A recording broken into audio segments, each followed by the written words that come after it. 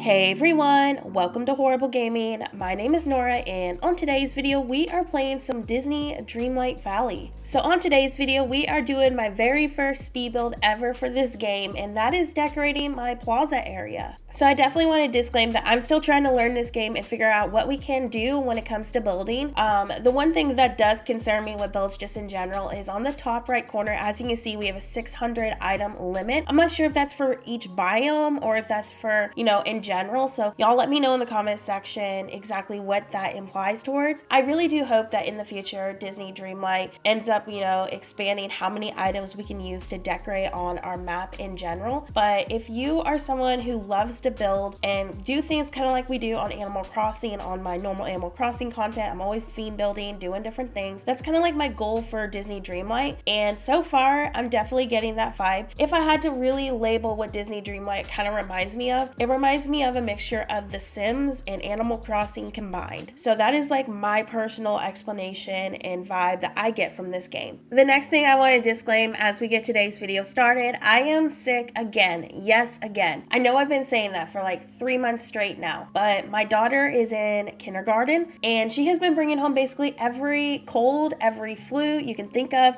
And of course, I'm getting all of that. So y'all just bear with me, as I'm probably gonna be sick as a dog for the next few weeks as my body just adjusts to all these new germs that we are getting exposed to. Another thing I also want to talk about is what am I doing Animal Crossing content wise? I know I haven't been posting Animal Crossing as much over the last few days. Being sick is actually part of that. I was planning to actually post Animal Crossing 2 days ago, but I haven't even had any energy to want to play or build on it. Not because I'm burnt out, just because I'm not feeling good. Animal Crossing builds take a lot of thought for me, and it's like I want to have a clear mind every time I build, or I feel like I don't put my full effort into it. So I'm waiting for this cold to pass by at least enough so I can actually focus. So I figured instead of stressing on what type of build I'm gonna do on Animal Crossing, I would actually try out some decorating on Disney Dreamlight Valley. I am definitely not an expert at decorating yet on this game, but I am learning what we can do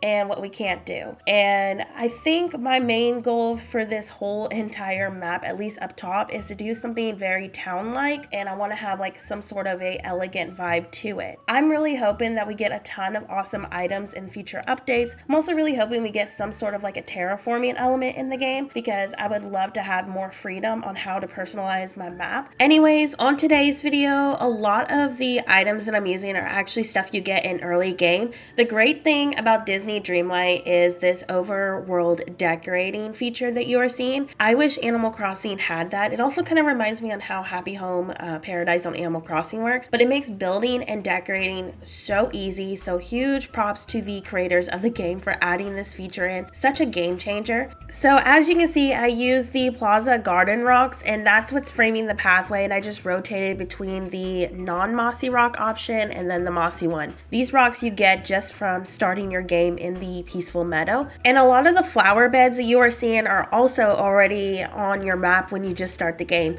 I basically decided to flatten the whole entire peaceful meadow, and then I got all the items into my decorating inventory, and so then I just placed them in my ideal spot. Another thing I absolutely love about this game, unlike Animal Crossing, there is no moving fee to relocate your building. So if I don't, keep that store right there that I placed near the plaza, I can just change it out for a different building if I want to without it costing me a dime. Just like Animal Crossing, I know I'm going to be very indecisive of how I want this whole entire map to look, so I love having that option, especially since I don't really have that much money on the game at the moment. I'm sure as I make more money and as I catalog more items, I will definitely be changing a lot of my decor and just how the overall look for my world will feel. Anyways, before today's video ends, we'll do a quick walkthrough and also kind of just what I'm thinking decor wise. So on the sides of where the pathway is, I honestly just threw a bunch of random greenery and flowers that spawn all over the